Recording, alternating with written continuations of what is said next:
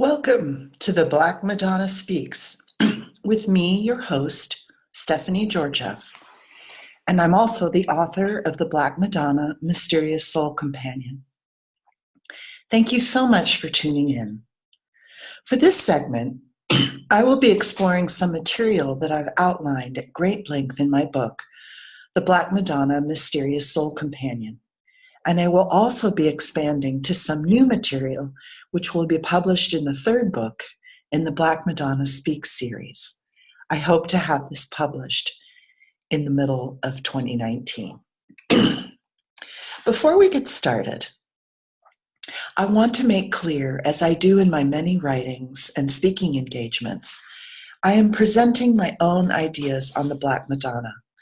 In no way do I claim to be the definitive expert on the subject, and I hope in my own small way to encourage my readers and viewers to explore and study this subject and to make your own conclusions. There's always room for different viewpoints, and I celebrate everyone's unique insights. The insights I present on this channel and in my books and writings are my own, based on my own study and from my own perspective. Throughout my writings and speaking engagements, my main tenet is the quote given by Rudolf Steiner: "Art is the creation of organs through which the gods are able to speak to humanity." My curiosity and study is focusing on what exactly the gods are trying to say to us mere mortals through the art of the Black Madonna. Throughout my research, the Black Madonna is what I like to call a never-ending story of discovery, invitation, and profound cosmic revelation. In all of these realms, I feel the Black Madonna is showing us how the spiritual world encounters and guides humanity through our evolution towards wholeness and unity with divinity. The genre of the Black Madonna is that of an art form in statues, icons, frescoes, and stained glass windows, where the Madonna Mary and the Christ Child are depicted as having dark brown or black skin. These images have their origins in Asia Minor and Africa and have resided in Europe since the 4th century. In fact, a hallmark of a large number of these images is that they are not from Europe, but were brought to the continent first by Coptic monks from northern Africa, and then en masse from the Holy Land through the Knights Templar and the Crusader hands during the era of the Crusades and the High Middle Ages. We are also coming to see that the Black Madonnas may also have been brought to Europe by the Knights Templar for missions in Ethiopia and beyond. Another hallmark of these images is there is no artist associated with them. They are known by their narratives of discovery. If there is an artist attributed with the Black Madonnas in Europe, it is usually the evangelist Luke, who is also the author of the Luke Gospel and the Acts of the Apostles. So why are these works of art so prevalent in Europe? Why were they brought to the European continent during the Middle Ages, especially during the era of the Crusades? And why were the Knights Templar involved in this endeavor? It is obvious the medieval Coptic monks brought their works of art with them when they crossed the ocean. The monks made them in their homeland, so the images of Mary look like the population where they were created. A deeper mystery is the reasoning behind the European Knights Templar for bringing these images from their travels. Why would these European elite knights, whose ranks were made up of nobles from the best houses in France, England, Germanic countries, Spain, and Portugal, bring images of Black Madonnas to Europe when there was widespread art of blonde, blue-eyed Madonnas available across the continent? For this segment, I want to focus on the Black Madonna, the Holy Land, Africa, and the Knights Templar. I explored in depth the reasons why I think the Templars were involved in bringing the Black Madonnas to Europe in my book, The Black Madonna Mysterious Soul Companion. For now, I'm going to give just a hint on this vast, healing, and deeply fascinating subject of the connections between these seemingly disparate subjects. There are several issues worth noting before we get started. One is that the history of the early church after the book of Acts is really not given the attention it deserves. This is particularly true for the church in Africa, Asia Minor, and Asia. There is a vast, rich history of the church from the 1st through the 6th centuries after the Incarnation that is, for all intents and purposes, ignored by Western church and European history in general. The other issue is that the Knights Templar are some of the most misunderstood people in what we do know of Western history. While major aspects of their movement, rise and fall, are well documented, the spiritual inspiration and depth of their contributions to the formation of Christianity is, to put it politely, not accurate. I will be looking at the Knights Templar from the perspective of anthroposophy, Rudolf Steiner's lectures on the subject, and the books by Manfred Schmidt, Brabant, and Virginia Sees, which are all available. And the ones I will be drawing upon are The New Mysteries and the Wisdom of Christ, The Paths of the Christian Mysteries from Compostela to the New World, and Thinkers, Saints, and Heretics, Spiritual Paths of the Middle Ages. These books, which were drawn from a series of lectures given on the subjects in the titles, are also heavily influenced by the writings and lectures of Rudolf Steiner. Through Steiner, Sees, and Brabant, we come to know the Knights Templar as a mystery sect intent on shaping culture, specifically European culture, to be a container for the Christ. The Knights Templar and the high Christian initiates of this era were also aware that a general shift in human consciousness and relationship with the spiritual world was about to take place. Up to this time, there was a direct connection between nature, the spiritual world, and humanity. This connection was drawing to an end. Human consciousness of these spiritual connections was dimming.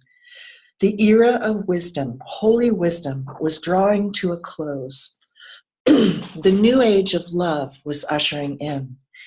And while love is amazing, it actually takes work and initiative to manifest, because we have the freedom to reject the offerings of any age.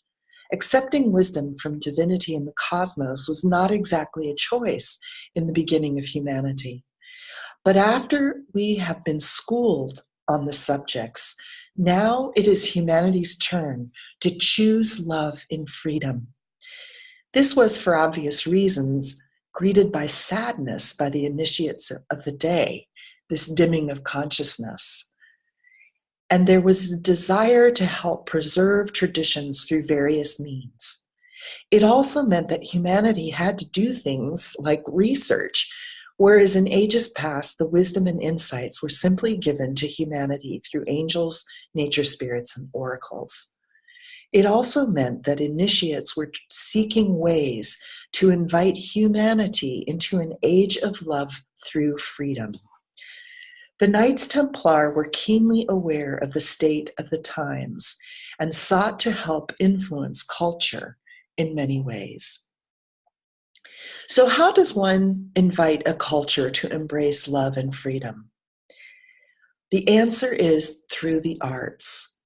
And the Templars were great patrons of the arts, founding mystery schools and initiating a series of building projects throughout the European continent of cathedrals that has never been matched to this day. Most of these living temples of the spirit and the arts still stand today. We also know from both esoteric and exoteric history that the original original 9 Knights Templar were given full access to the Temple Mount in the first year after the Christians took Jerusalem from the Muslims. For nearly a decade, the original knights were excavating, studying, and carrying out rituals in the caverns beneath what once was the glorious Temple of Solomon. Rudolf Steiner tells us in his lecture cycles on the Templars that the knights were conducting rituals surrounding the divine Sophia.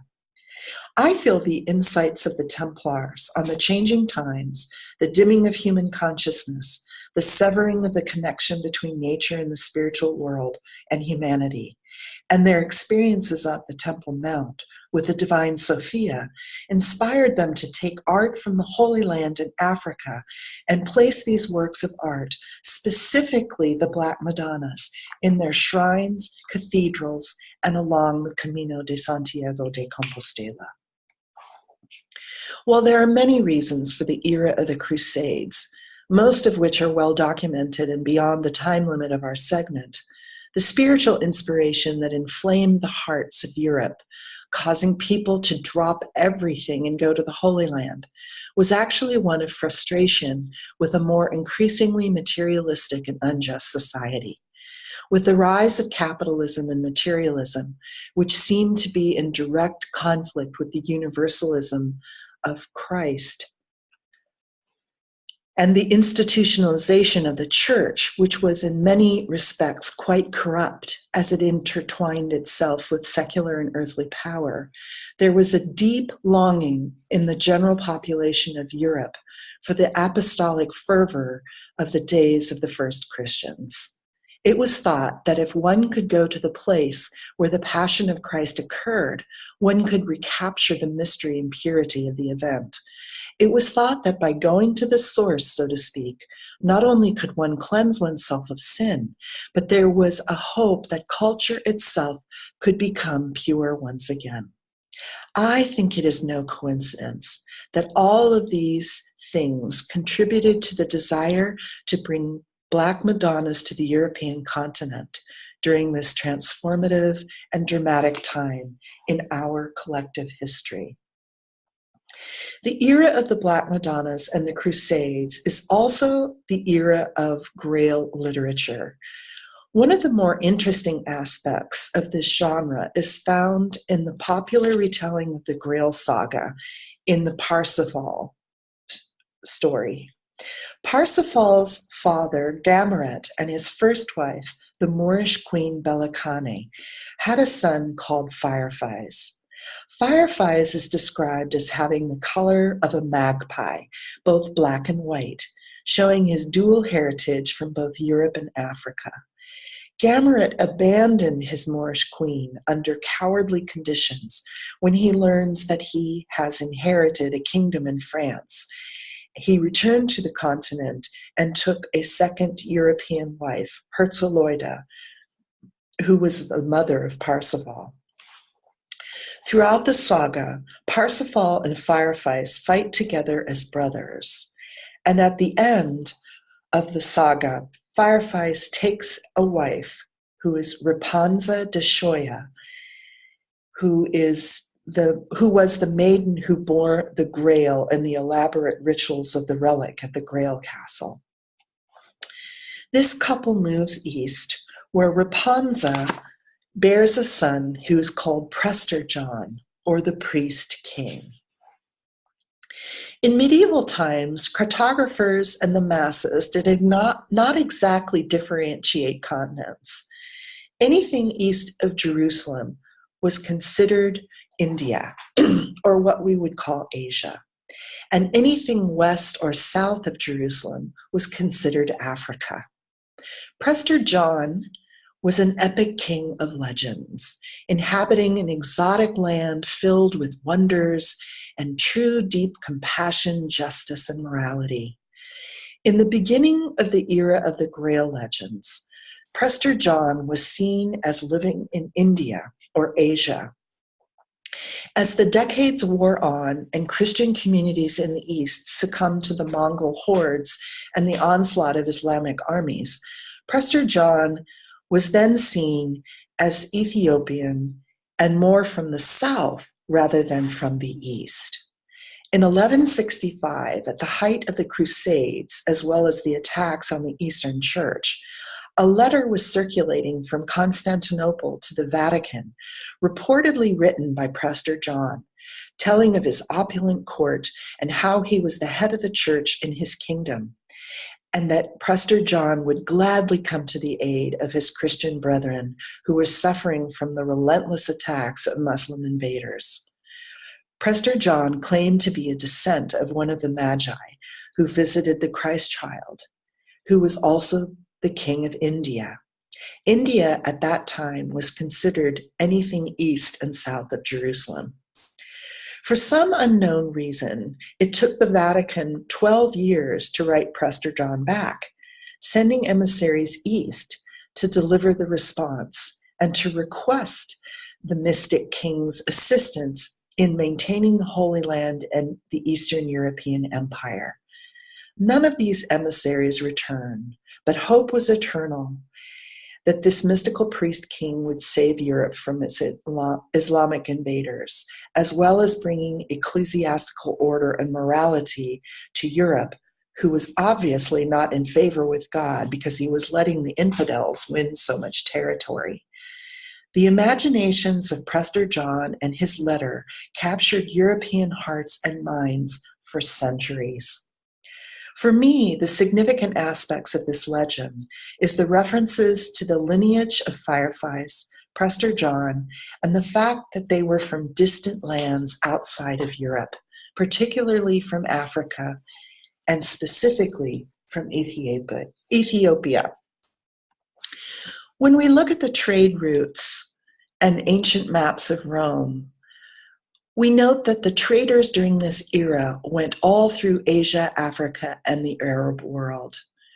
The Romans were retracing the steps that Alexander the Great had taken to expand his empire from 335 BC until his death in 323 BC.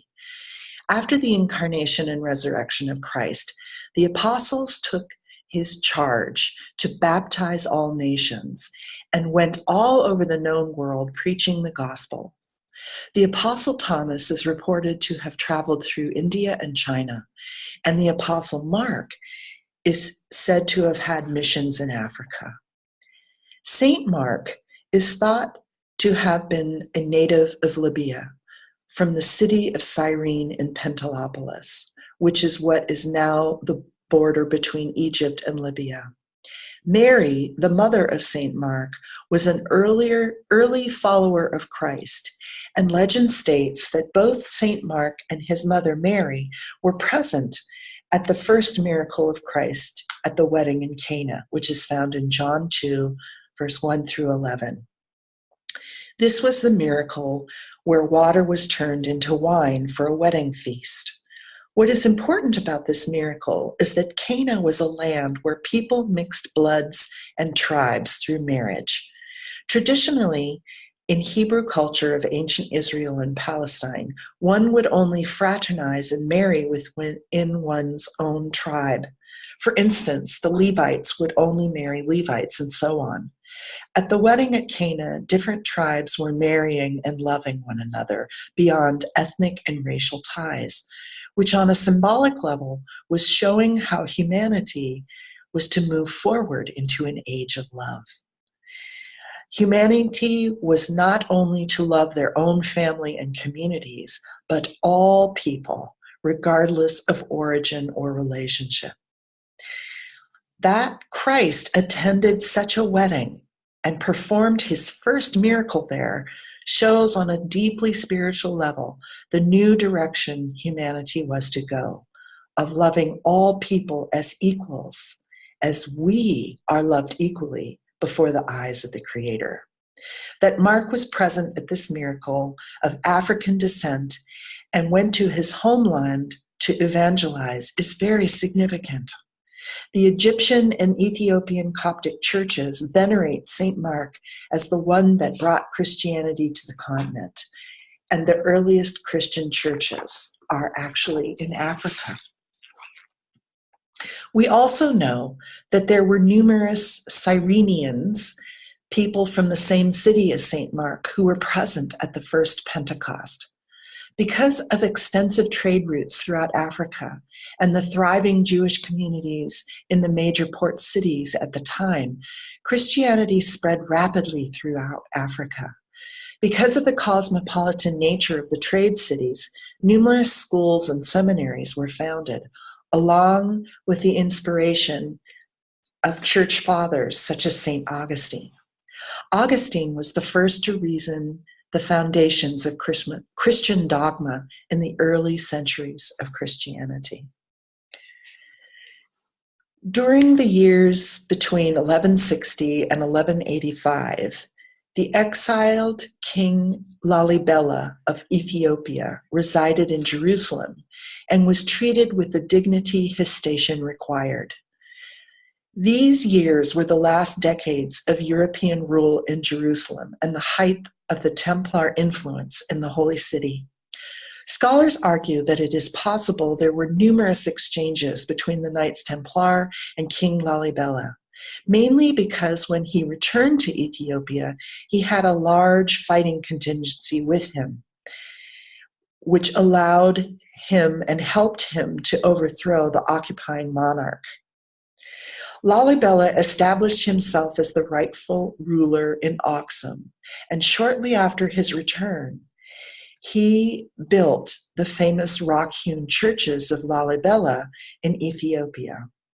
Local legends state that red-haired angels helped to carve out the churches, but some scholars note that the architecture and techniques required for these miracle of stones were not part of other contemporary architectural structure styles of Ethiopia at the time.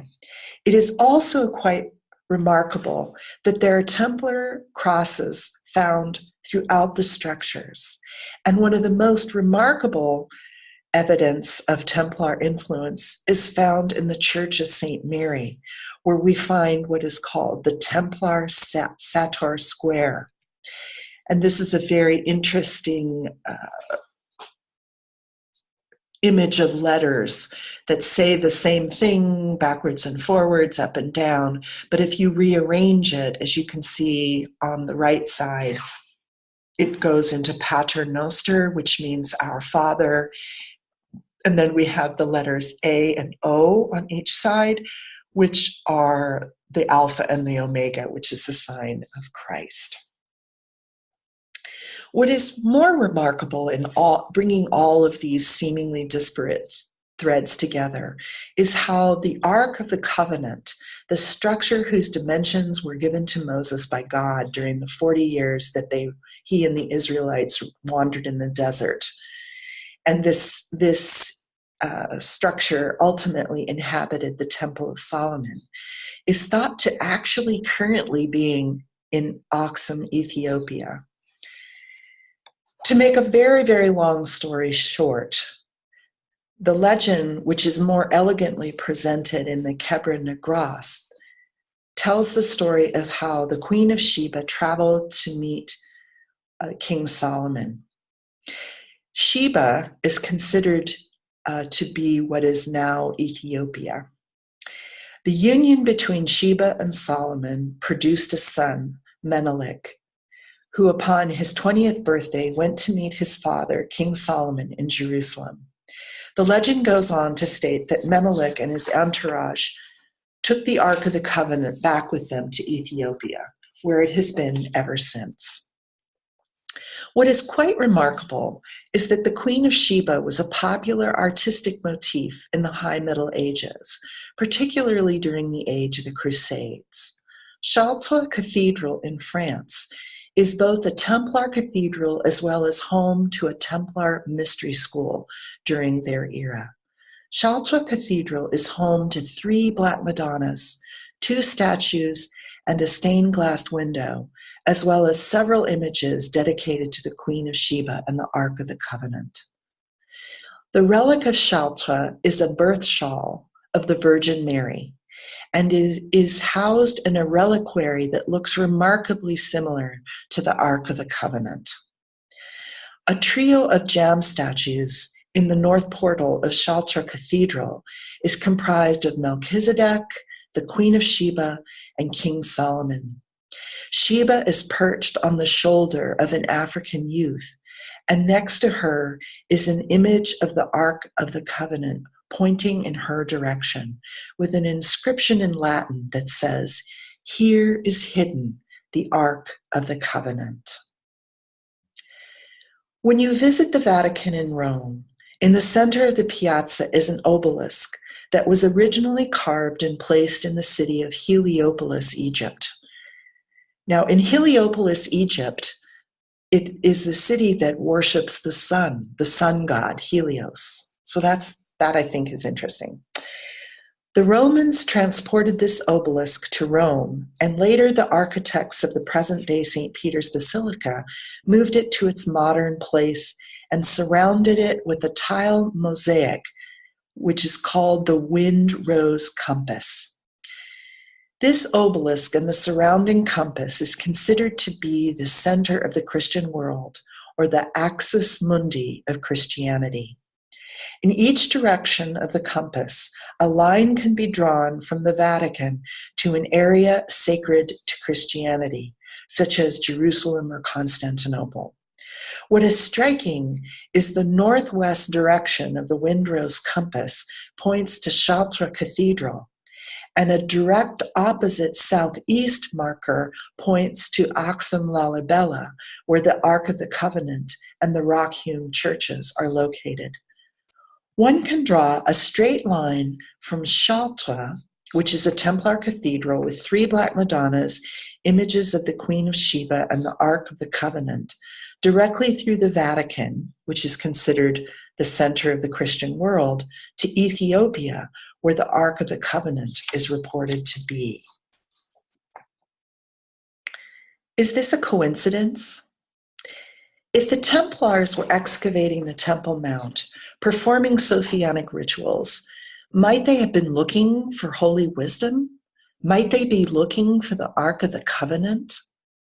Were the Templars guided to travel to Ethiopia with King Lalibela to search for the Ark, to search for holy wisdom, the source of holy wisdom, but also to establish connections between wisdom, the South, and the evolution of Christianity, to help forge a new culture that could contain the Christ? Did the Templars put Black Madonna from Africa in cathedrals and shrines throughout Europe to help point culture towards its past and help civilization to be a container for Christ at the time and for future? Obviously, one can draw one's own conclusions. But for me, these connections show one of the many deep messages and symbolisms of the Black Madonnas, helping us understand from whence we came, looking to our sacred origins and how we got to where we are now, and also our path towards a holistic and healthy future. If you would like more information on the Ark of the Covenant from a purely historical perspective, I suggest reading The Sign and the Seal by Graham Hancock. For more information on the history and lore surrounding the Queen of Sheba, King Solomon, Menelik, and Ethiopia, I suggest reading the Kebra Nagas. And if you would like to read more about the Knights Templar and the Black Madonna, this subject is covered at length in the Black Madonna Mysterious Soul Companion, which is available through Amazon, Barnes & Noble, Kindle, and Audible. It is also available through Publishing on Demand in the Espresso book machines, which is found in fine bookstores as well as many public libraries throughout the world, actually. If you have found me for the first time, please subscribe to this channel. Also, like the Heart of the Black Madonna on Facebook and follow me on Twitter at BLMadonna. The images in this segment are from Wikimedia Commons and my own personal photographs. Thank you so much for sharing your time with me. Blessings on your journey.